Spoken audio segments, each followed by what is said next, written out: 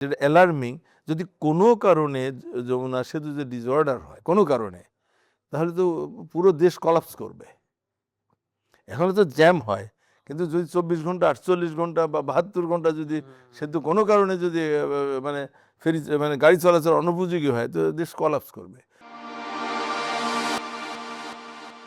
দর্শক, ভিন্ন মতে সহমত দেশে এবং প্রবাসে যে যেখান থেকে দেখছেন সবাইকে শ্রদ্ধা সহ আমন্ত্রণ।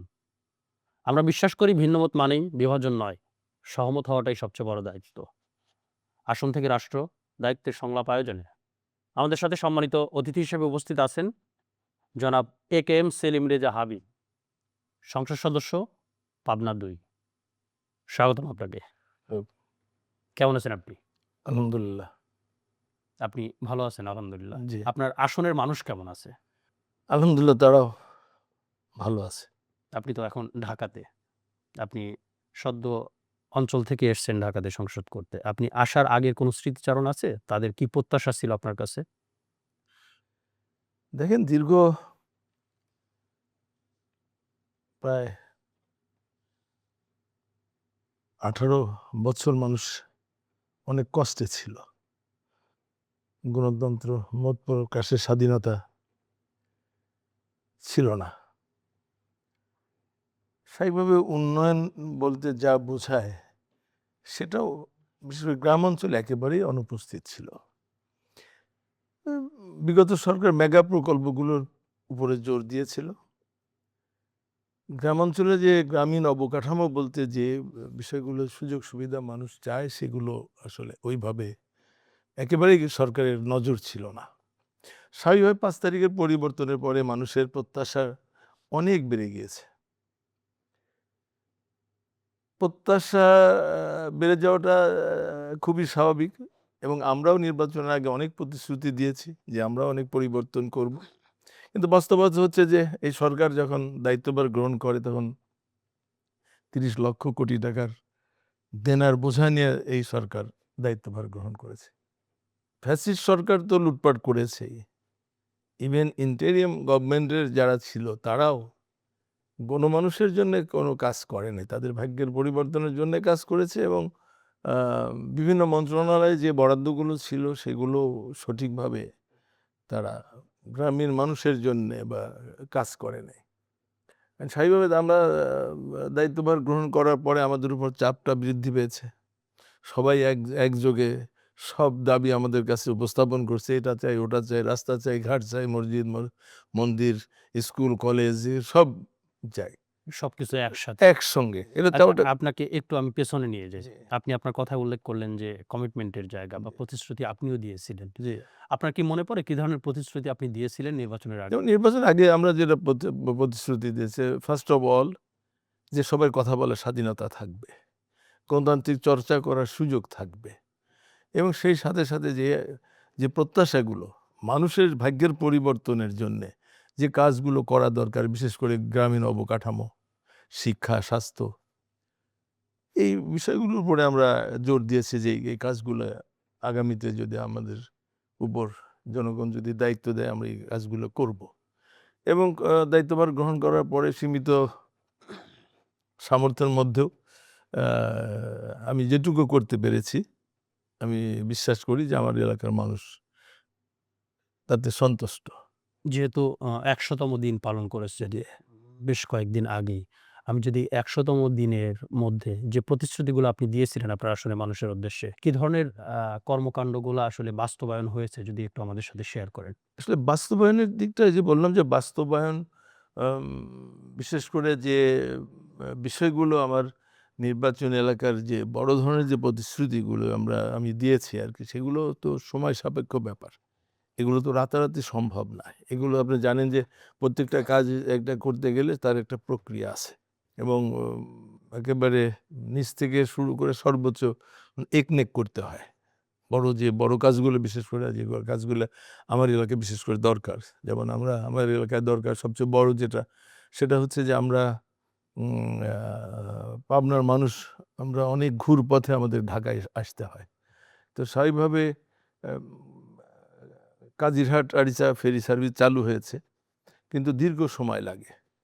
তো এই সময়টাকে যাতে একটু মানে অল্প সময়ের ভিতরে যাতে আমরা পারাপার হতে পারি, এই জন্য আমার প্রথম কমিটমেন্ট ছিল যে আমরা ঘাটটা স্থানান্তর করব এবং সেটা নিয়ে আমরা কাজ শুরু করেছি।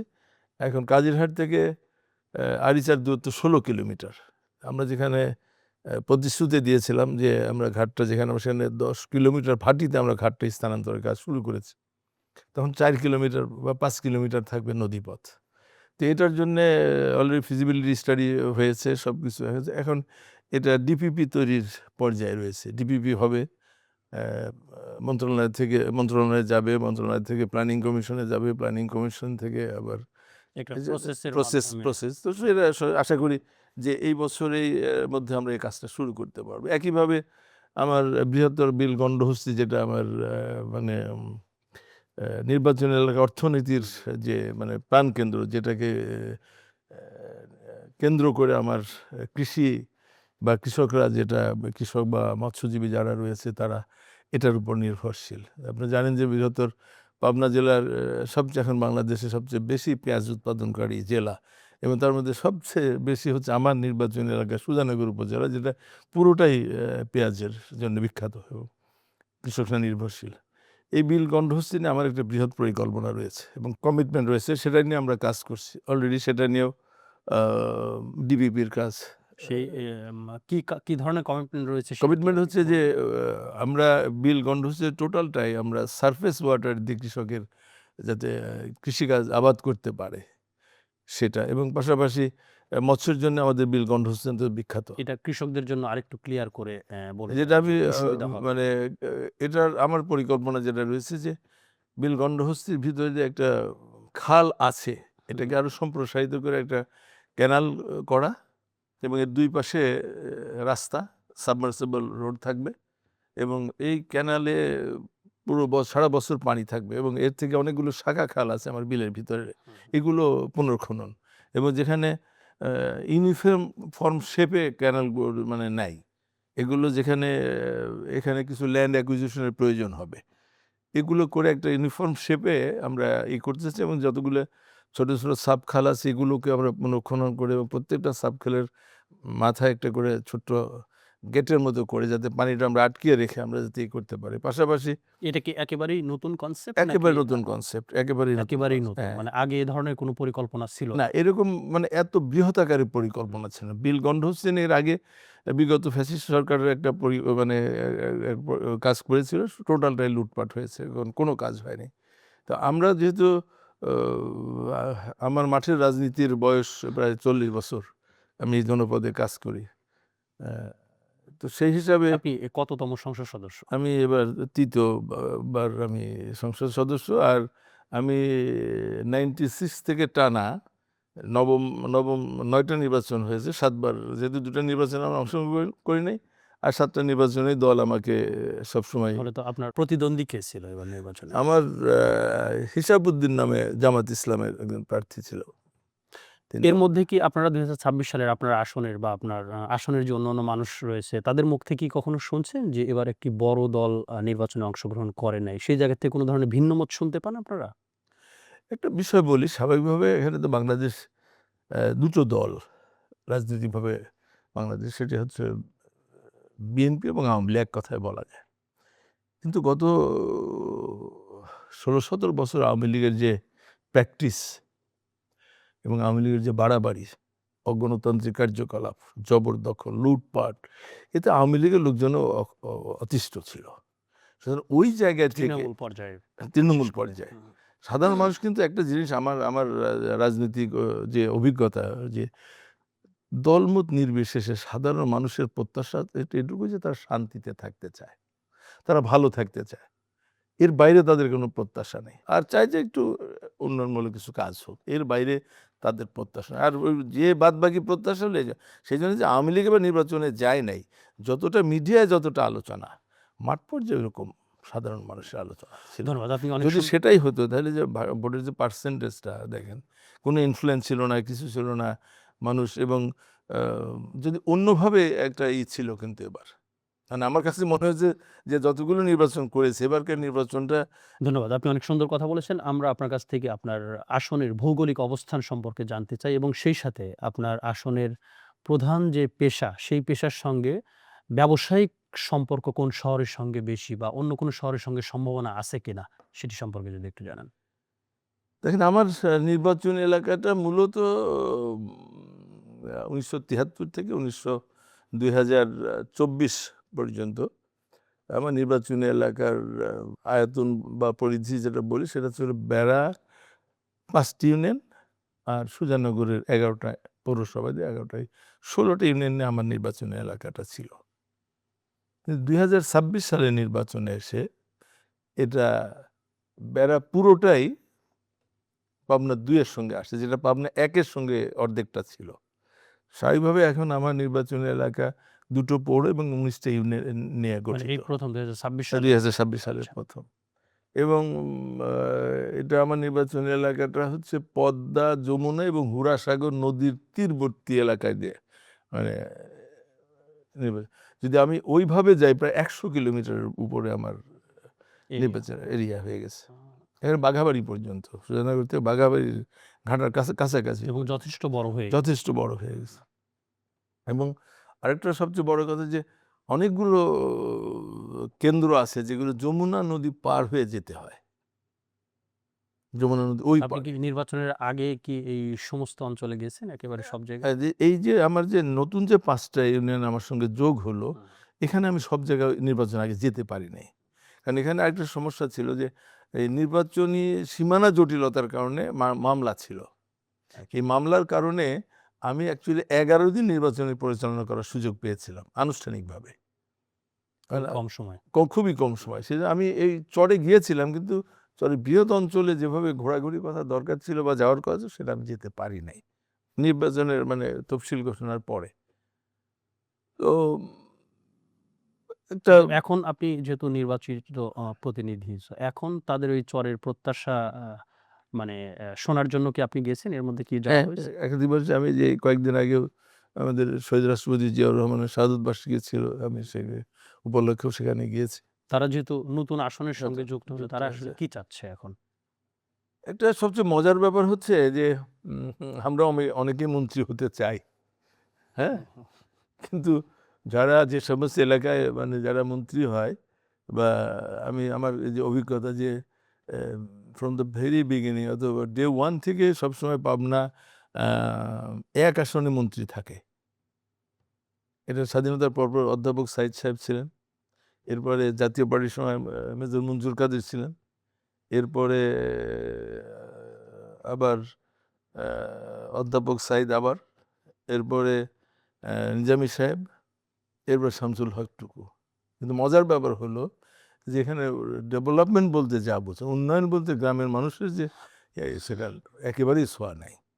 মন্ত্রী হয়ে গেলে তো একটু সময় কম দেয়া এইটাই আমার কাছে যেটা এক্সাক্টলি যে আমার কাছে মনে হয়েছে যে এই দিকে নজর দেওয়ার সময় তাদের খুবই কম থাকে, কারণ তারা মাঠে যেতে পারে না। মাঠে যেতে পারে না। কারণ তাদের সরকারি যে দায়িত্ব থাকে, এবং তারপর সারা দেশের তাদের দায়িত্ব দায়িত্ব, তাদের বহন তারপর করতে হয়। তাদের প্রোটোকল, এলাকায় গেলে এই প্রশাসনের লোকজন তাকে ঘিরে রাখে, তাদের কিছু কাজ আছে, সাধারণ জনগণ তার কাছে ফিরতে পারে না, 1।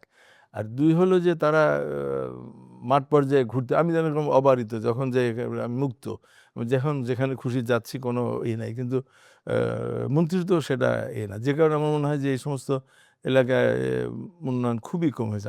আমার যে আগের যে নির্বাচনী এলাকা তার চাইতে অনেক অনেক বেশি মানে উন্নয়নটা একেবারেই বঞ্চিত এই এলাকার মানুষ। তার মানে এখন তো আপনি আসলে সরকারে এবং আপনি তো এখন যাচ্ছেন তাদের কাছে। তারা কি এখন আমি মানে হ্যাঁ, মনে করছে যে ভোট দিয়ে তারা আসলে সঠিক মানুষটাই বেছে নিয়েছে? এটা আমার কাছে মনে হয় যে তারা স্যাটিসফাইড। এখন পর্যন্ত কোনো দৃশ্যমান কোনো কিছু আপনি করেছেন বা কোনো আশ্বাস দিয়েছেন যেগুলা করছেন? আমি মানে ওই যে বললাম না যে নির্বাচনের অল্প দিনে হলে যেগুলো প্রতিশ্রুতি দিয়েছি সেই প্রতিশ্রুতিগুলোর কিছু আংশিক তো বাস্তবায়ন করতে পেরেছি বা চেষ্টা করছি। তারা দেখছে যে না, আমার চেষ্টা আছে এবং ধন্যবাদ। যেটুকু আমি দিয়েছি বললাম না যে হুম। অর্থনৈতিকভাবে তো আমাদের সবগুলো মন্ত্রণালয় একেবারে ভঙ্গুর অবস্থার ভিতরে রয়েছে। এর মাঝেও যতটা সম্ভব বিশেষ করে মসজিদ, মন্দির, কবরস্থান, ঈদগাহ মাঠ, তারপরে স্কুল, কলেজ, যেগুলো ছোট ছোট কাজ, যেগুলো অল্প পয়সা যেগুলো করা যায়, যে সহযোগিতার হাত বাড়ানো যায় বা তাদের পাশে দাঁড়ানো যায়, বা মানে সাধারণ মানুষের যে প্রত্যাশা যারা করে আচ্ছা, সেগুলো করার আমরা চেষ্টা একটা করেছি। ব্যক্তিগত জায়গা থেকে একটা বিষয় জানতে চাই। সেটি হলো কোনো অঞ্চলের যখনই কোনো ধরনের উন্নয়নের কথা আসে, সংসদ সদস্যগণ আসলে এই যে মসজিদ, মন্দির বা শিক্ষা প্রতিষ্ঠান এগুলার দিকে ১ম এই বেশি নজর দেয়। এটা কি মানুষের কি ১ম প্রত্যাশার জায়গা থাকে? এটা প্রথম প্রত্যাশার জায়গা মানুষ কিন্তু এইগুলোই। এগুলি হলো মানুষের এবং প্রথম একই সাথে তারা প্রত্যাশা। শান্তি চায় এবং হ্যাঁ, শিক্ষা বললাম আমি ফার্স্ট অফ অল মানুষ চায় শান্তিতে থাকতে। দ্বিতীয়ত চায় যে এগুলোর সাথে মানুষ বেশি রিলেটেড। একজন মানুষ সে যে ধর্মেরই হোক না কেন, তার একটা ধর্মীয় প্রতিষ্ঠান আছে, যেখানে সে নিয়মিত যাতায়াত করে। তো সুতরাং সে ফার্স্ট অফ অল চায় যে তার ওই প্রতিষ্ঠানটা একটু ভালো থাকুক। ধন্যবাদ। মাননীয় সংসদ সদস্য, আমি যদি আপনার আসনের সার্বিক সমস্যার কথা জানতে চাই, এই মুহূর্তে ২০২৬ সাল এবং আপনারা ১০০তম দিন পালন করেছেন। সব মিলায় এখন কি ধরনের সমস্যা আছে? নতুন করে কোনো সমস্যা তৈরি হয়েছে নাকি আপনার নির্বাচনের আগের যে সমস্যাগুলা ছিল সেই সমস্যাগুলাই? দেখেন, সমস্যার ভিতরে যেটা সবচেয়ে বড় ছিল যে ৫ই অগাস্টের পরিবর্তনের পরে যখন অন্তর্বর্তীকালীন সরকার দায়িত্ব গ্রহণ করে, এরপরে আইন শৃঙ্খলার চরম অবনতি ছিল। এখানে আসলে বেসিক্যালি কারো কন্ট্রোল ছিল না। এবং প্রশাসন, আমার দৃষ্টিতে যেটা সেটা হচ্ছে যে প্রশাসন একেবারেই মানে গা ছাড়া একটা ভাব নীরব ছিল তাদের ভেতরে এরকম। ছিল। এটা আমার কাছে এটা আমার অবজারভেশন ২ ধরনের। একটা হচ্ছে যে যারা সে সময় দায়িত্বে ছিল তারা তো বিগত সরকারেরই অনুগত ছিল। স্বাভাবিকভাবেই তারা একদিকে যেমন আশাহত, দ্বিতীয়ত তাদের এই ধরনের একটা মানসিকতা কাজ করেছে যে তারা যদি নির্লিপ্ত থাকে, তারা যদি মানে প্রশাসন মানে ম সাধারণ মানুষ যত প্যানিকড হবে, তত আ এই সরকারের বা এই পরিবর্তনের বিপক্ষে মানুষ অবস্থান নেবে যে আগেই ভালো ছিলাম। এইরকম একটা স্মেল তৈরি করার জন্যে তারা অনেকটা ওখানে বাতাস দিয়েছে বলবো আরকি আমি, যে যাতে করে এই ধরনের একটা হয়। তো এটা নির্বাচনের তফসিল ঘোষণার পর থেকে এই পরিবর্তনটা আ একটু করে হতো। এখন অনেকটাই, এটা তো আপনারাও লক্ষ্য করছেন যে আগে যেরকম চাঁদাবাজি বা রাহাজানি মাস্তানি, যেটা একেবারে সবসময় পত্র-পত্রিকা খুললেই বা যে মানুষের আলোচনা টক শো বলে যেখানে বলে এই ধরনের একটা ছিল, সেগুলো আলহামদুলিল্লাহ এখন নাই। এখন আমরা মাঠে থেকে আমাদের প্রিয় নেতা জনাব তারেক রহমানের নির্দেশে উনি সবসময় আমাদের খোঁজ খবর রাখেন এবং আমি তো বললাম যে ৩ বারের আমি সংসদ সদস্য। আ এই যে ১০০ দিনের মধ্যে ৩ টা আমাদের সংসদীয় কমিটির মিটিং হয়েছে, যেটা বিগত সরকার এভাবে হয় নাই। প্রতিনিয়ত উনি নির্দেশনা দিচ্ছেন, আমাদের কাছে জানার চেষ্টা করছেন। সেগুলো আমরা চেষ্টা করছি যে যতটা সম্ভব আ এই পরিবর্তনগুলো মানুষ লক্ষ্য করছে যে না, একটু পরিবর্তন হচ্ছে এবং প্রশাসন একটু গতিশীল হচ্ছে। তবে সবচেয়ে যে জায়গাটা দুর্বলতা আমাদের পুলিশ। এই কিন্তু জায়গাটা। দিন শেষে এই প্রশাসন বা আইন শৃঙ্খলা যদি স্বাভাবিক না থাকে সেক্ষেত্রে তো আপনি হাজার উন্নয়ন চিন্তা করলেও তো সেটি সম্ভব হয় না। সেই জায়গা থেকে আপনি একজন সংসদ সদস্য হিসাবে আপনার অঞ্চলের মানুষ এবং প্রশাসনের সঙ্গে সমন্বয়টা কিভাবে আপনি তৈরি করতে চাচ্ছেন বা কিভাবে আপনার নির্দেশনা রয়েছে? এটা যেমন আমার আ নির্বাচন এলাকায় ২ টো উপজেলা, ৩ টা থানা। আমার একেবারে স্পষ্ট মানে নির্দেশনা যেটা, যে আমি ছাড়া আমার কেউ নাই। মানে আমার ভাই, ব্রাদার, আত্মীয়স্বজন কেউ নাই। আমি একা। এটা হলো তাদের কাছে আমার ১ম মেসেজ। হুম। সুতরাং তারা তাদের দায়িত্ব পালন করবে। যদি কিছু বলার থাকে আমি বলব, তাদের যদি কিছু বলার থাকে তারা আমাকে বলবে। এর মাঝখানে কেউ নাই। এবং আপনি বিশ্বাস করবেন কিনা জানি না, আ আগে তো আমাদের এই একজন পিএটিএ নেওয়ার কোনো সুযোগ ছিল না। বাট সরকার এখন একজন করে দেয়। আমি এখনো নেই নাই। এটা আমার মেসেজ এবং আমি আমি খুব মানে আ হোপফুল যে আমার আ ২ উপজেলার ইউনো, অ্যাসিল্যান্ড এরা খুবই ভালো পারফর্ম করছে। পুলিশও মোটামুটি চেষ্টা করছে তারাও, কিন্তু পুলিশের মধ্যে সমস্যা হচ্ছে যে ওসি একা তো আর কিছু করতে পারে না, এক দুজন করতে পারে না। এখানে যারা এসআই এএসআই যারা রয়েছে বা কনস্টেবল, তারা তো সবই একই ঘরানার মানুষ। তাদের ওই মানসিকতার এখনো পরিবর্তন হয় নাই। এবং এই যে আমার যেটা মাদকের যে আজকে সারা দেশে যে মাদকের যে বিস্তৃতি, এর পিছনে লোকাল পুলিশের সবচেয়ে বড় মানে ভূমিকা পালন করছে। কিন্তু সেই সাথে তো বিভিন্ন মাধ্যমে বিভিন্ন বিজ্ঞ মানুষেরা বলেন যে পুলিশের সঙ্গে, সঙ্গে তো যারা রাজনৈতিকভাবে প্রভাবশালী তাদেরও তো একটা হস্তক্ষেপ থাকে। এটা মানে ব্যক্তিবিশেষে থাকতেই পারে, এলাকা ভিত্তিক ভিন্নতা থাকতেই পারে। তা আমি তো আমার এলাকায় জিরো টলারেন্স এগুলোর ব্যাপারে আমার একেবারেই মানে আমি একেবারেই আমার প্রশাসন একবারেই মানে ব্ল্যাঙ্ক চেক দিয়েছে যে আমি তো আগেই বলেছি যে আমার কেউ নাই। সুতরাং আমার যদি আত্মীয়-স্বজন, ভাই ব্রাদার, সন্তান যদি না থাকে, স্ত্রী যদি না থেকে থাকে, তাহলে দলীয় নেতাকর্মীদের তো প্রশ্নই আসে না যে তাদেরকে আমি সুবিধা দেব, আমার নাম ভাঙায় কিছু করবে, দলের নাম ভাঙায় কিছু করবে। এটা করার সুযোগই তো নাই। তার মানে এখন আসলে দেখার বিষয় যে আপনার যেহেতু জিরো টলারেন্স জি। নীতি গ্রহণ করছেন, তাদের আসলে কি ধরনের ভূমিকা থাকে? ধন্যবাদ। আমরা যদি আপনার কাছ থেকে আরেকটু জানতে চাই যে আপনাকে যদি সংসদে চাইতে বলা হয় ৩ টি বিষয় চাইবেন, সেই ৩ টি বিষয় কি হতে পারে আপনার আসন নিয়ে? মানে কোনো ডেভেলপমেন্ট ওয়ার্কের কথা বলছেন না?